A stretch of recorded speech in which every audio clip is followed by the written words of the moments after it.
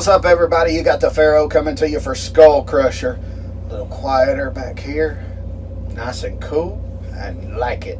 I'm sitting here with Doc from Bad Wolves. Now, Doc, you guys, Disobey is an absolutely amazing album. Thank you. You blew the doors off, opening up with Zombie. And I saw something the other day on the news that really hit me right here, where you guys made a huge donation to Dolores's children. Tell me a little bit about that and everything, because I know she was set to record with you guys on Zombie the day she was set to come in the studio. Everybody knows the story. Tell me why this meant so much to you guys. Well, I mean, I think we had the song basically ready to go even before her name even came up about this. We just so happened to have our label owner used to manage the Cranberries, and the head of the UK division was personal friends with her, and that's how that whole thing got set up.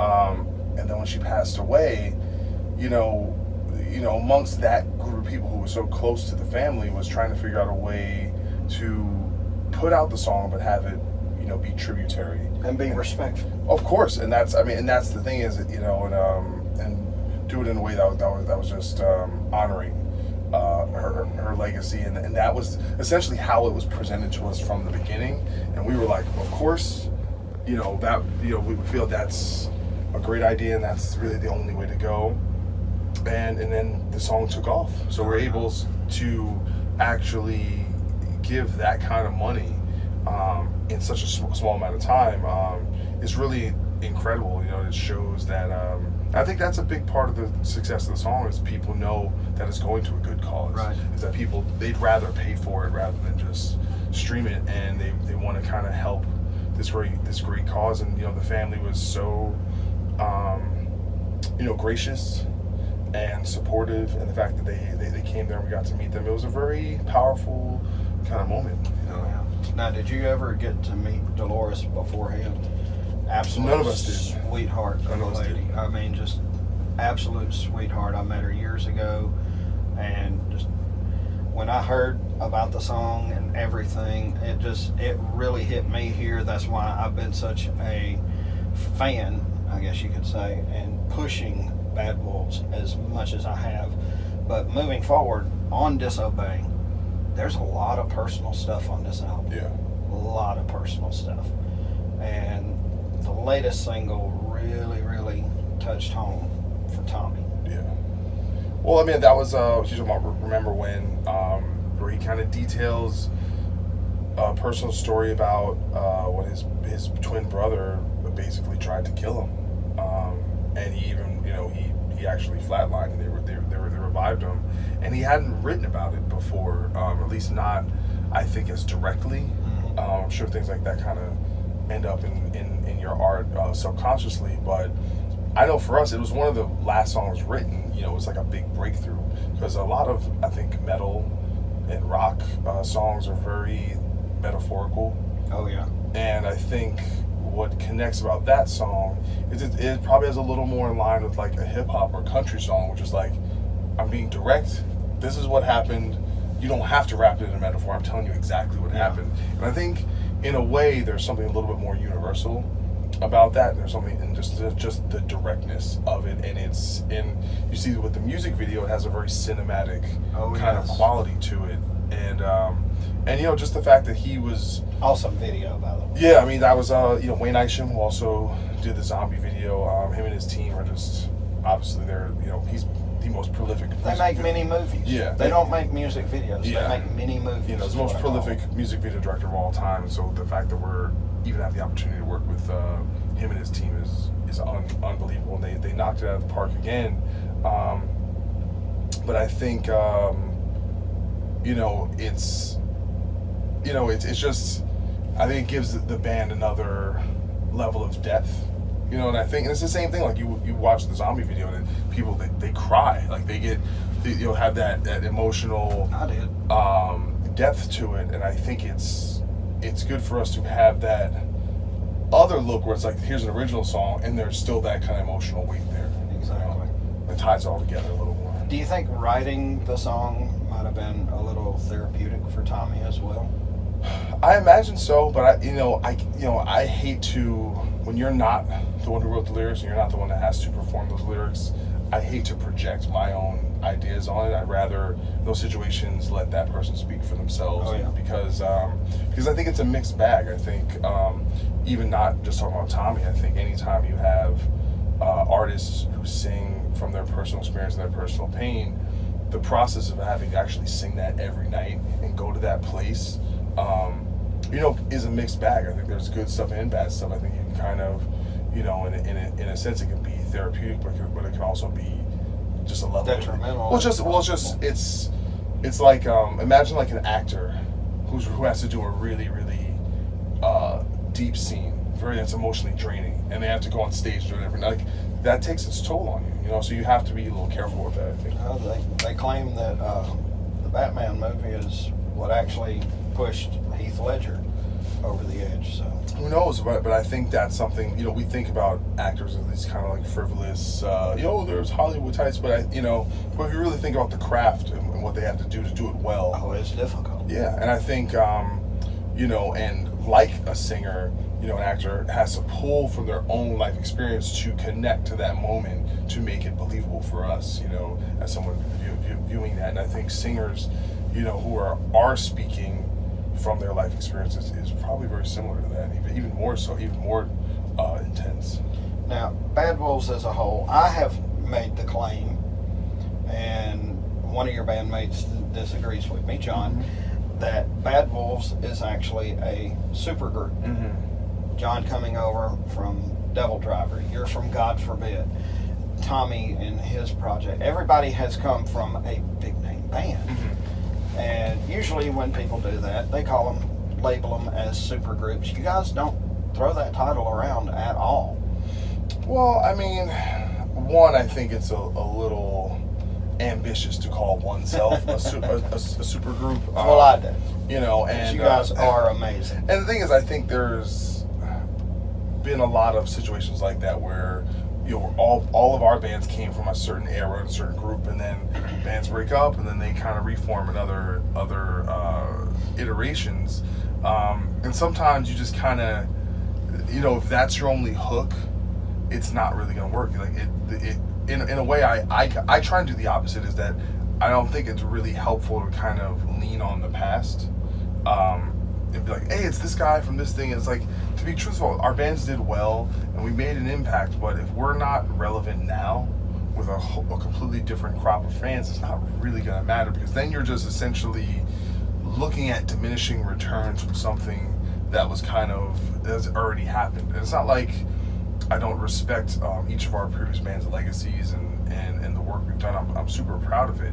But for me personally, it doesn't really do a whole lot to focus on that. It's like, let's focus on this. I think musically, it's it's kind of light years beyond what we were doing. I don't mean just in terms of quality. I just mean in terms of stylistically, it has a different feel, it's a different vibe. You can hear hints of our previous work there. It's to me, this is something completely fresh. So I mean, I'd say those types of labels, those are for journalists and for critics and other people to make those determinations, not really us. So I don't care if someone else says that, if that's what they think. I'm not mad at you. I think you guys are, because I mean, every one of the bands that you guys represented coming into Bad Wolves, I've always loved. I appreciate that. And then Bad Wolves comes about, and I'm like, okay, let's see how well they mesh. And I hear the album, and I always listen to an album from start to finish before I say anything about it. I did that with Disobey, and I went right back and I listened to the whole thing again, listened to it twice in one day, because I was floored by the technicality of the guitar work on this thing. I mean, brother, I was floored. Yeah, trust me, I have to play that stuff every night. Yeah, it is. For me, I joined the band a little bit later into the process, so a lot of the genesis of the creativity and some of the guitar work was not my idea. So I had to evolve my playing. I had to learn new techniques, and every day it's a challenge trying to, I say sometimes when you're in a band where the music, has a certain amount of technicality and some difficulty, every day you're kind of climbing a mountain, so every day it's like, all right, I got to hone in on this part. I was a little off on this part this day. There's a good portion of the set where we have to concentrate on what we're doing. And I think it's really important to someone like you hear the whole record and then you come to the show, we have to connect that it sounds like that. Maybe not exactly an exact representation, but at least, all right, these guys can pull this off. Oh yeah. And so that was so much of the work that went into before the tour in terms of the rehearsing and developing just all the little details, working on vocal harmonies, working on transitions and making it seamless. Like I said, this stuff is not easy to play, and it's the thing I like about that too is it's probably going to surprise a lot of people who think we're some just radio band. Yeah. That there is a level of depth and musicianship there. It's extremely deep. Yeah. Now, you guys just finished up a run with Five Finger and Shinedown. I like the fact that now I saw you at Rockville festival setting.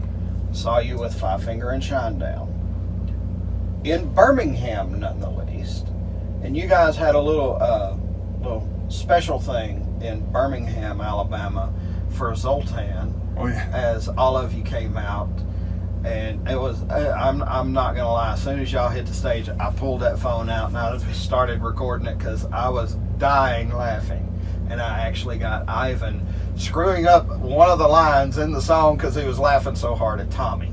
So I thought that was great. But now I get to see you in a smaller venue, intimate setting. You guys are headlining, and I love the fact that I can see someone at all three stages because it's a different vibe and it's a totally different vibe. Different venue. But coming off of playing the big arenas to going into the smaller stage, what type of adjustments have you guys got to make with that? Well, I think, it's funny, because I've played arena shows before. My old band, God forbid, toured with Five Finger when they did their first arena tour. And it's, I was there. And I think the key with that is, sometimes that can get, I think sometimes feel a bit sterile. So, so it takes you, so when we started that tour, it took us a show or two to kind of get used to the way you engage that crowd and the way you kind of work, because you got to work a room kind of completely differently. And here I think, and you're also playing to people that aren't necessarily your fans. They're other bands' fans, and you have to, your goal is to basically like bring people in. We need to grab this people. We need to get this room. We need to get them on our team. And that's a certain mindset here. It's a little more of an underdog type of mentality.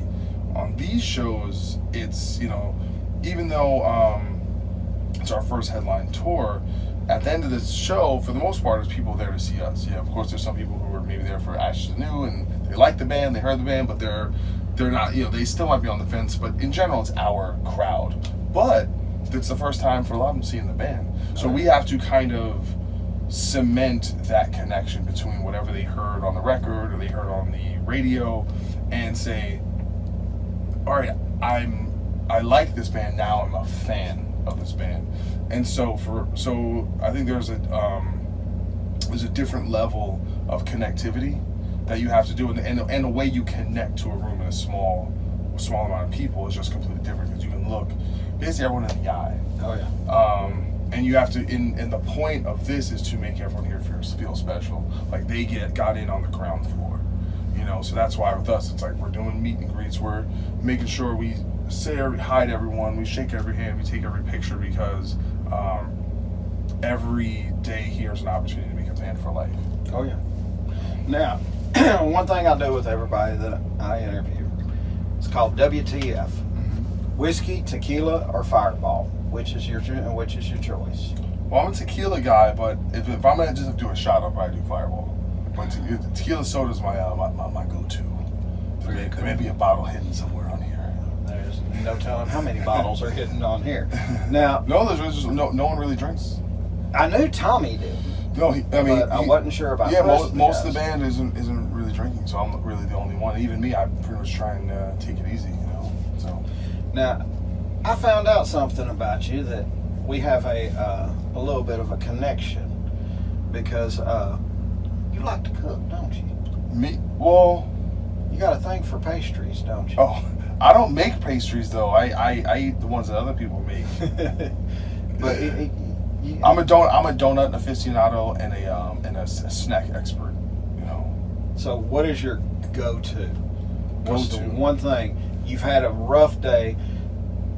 Sound guy screwed up during sound check. You're getting ready for a show. Well, the thing is, usually I don't use food as like an emotional outlet. I don't think that's necessarily healthy. That's a good thing. Idea.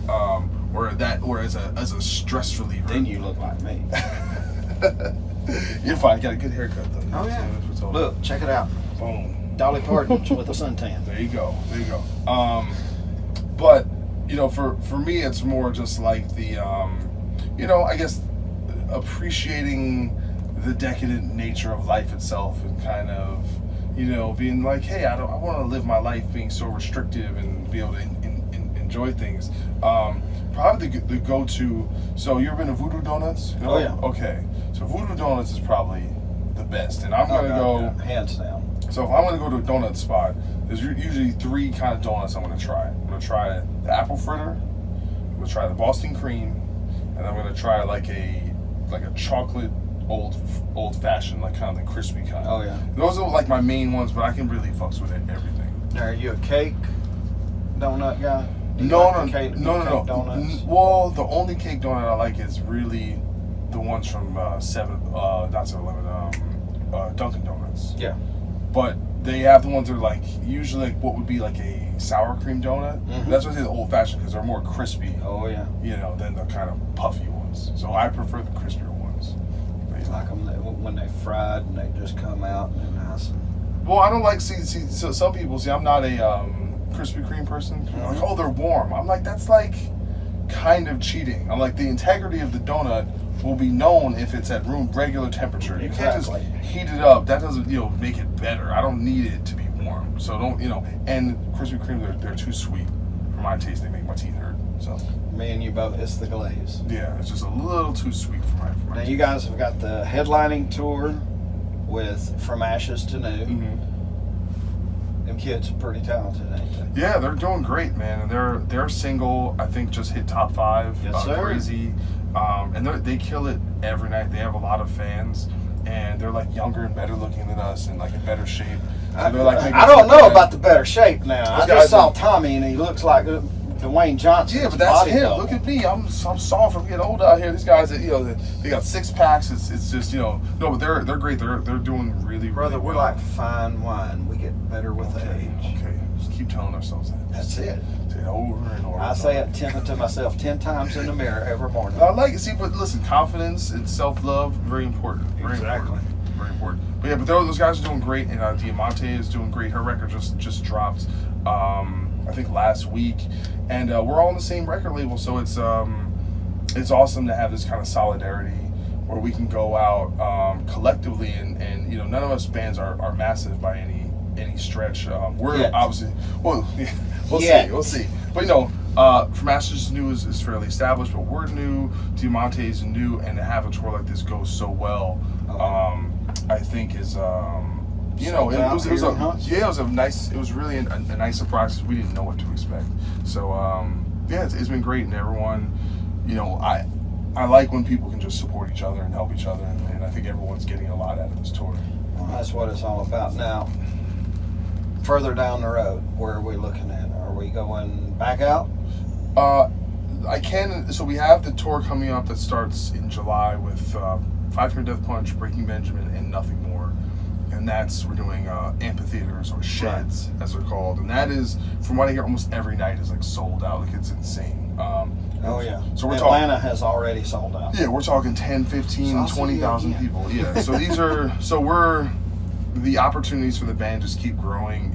Just like I said, other bands would literally kill to be. I don't mean like, hey man, if it was like, hey man, you need to we need you to X someone out if you want to get on the tour, they would do it. So I don't think I can underscore the gratitude that we have for the opportunities to have this early. Oh yeah. Because with the way things are going, it's just going to take us to the next level. I can't announce it here, but we have a tour following that up that will basically take us to the end of the year, and things are really going well. So a lot of times when you have this momentum, the opportunities just kind of keep coming. So I shouldn't expect to be going home, much to the chagrin of my girlfriend, anytime soon. And the truth is, when you have to strike while the iron is hot, you have to keep the momentum going, and we're in a very, very fortunate position that we have to take advantage of it. That's awesome. All right, folks, they're in Huntsville tonight. They're going to be in Atlanta with Five Finger Death Punch, Breaking Benjamin, and Nothing More later on this summer, and even another leg of a tour that's going to take them through to the end of the year. You know where they're going to be. You know where to find them. Everywhere. We're going to be everywhere. Is it Bad Wolves Official? No, it's the website, badwolvesnation.com. Nation.com. Yes. And then I think our Instagram is Bad Wolves Official. Yeah. Instagram is Bad Wolves Official. On Facebook, it's just Bad Wolves. Yeah. But you know where to find them. Get out there, get your tickets, get to the show. While you're at the show, buy a t-shirt, buy a CD, buy a sticker, buy something, because that money is what powers this bus.